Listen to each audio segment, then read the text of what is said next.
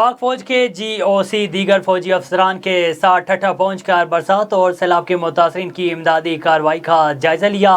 पाक फौज के जनरल दिलावर ने डिप्टी कमिश्नर ठट्ठा गजनफर अली कादरी और दीगर अफसरान के साथ आर्मी चीफ के इमदादी कैंप का मुआयना किया।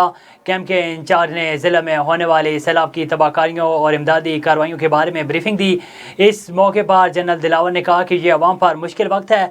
दुख की इस घड़ी में पाक फौज समेत तमाम इदारे अपनी जिम्मेदारियां निभा रहे हैं और बुरे वक्त में बरसात और सैलाब मुतासरीन की मदद करना बड़ी इबादत और खिदमत है, जिसका अजर अल्लाह ताला देगा।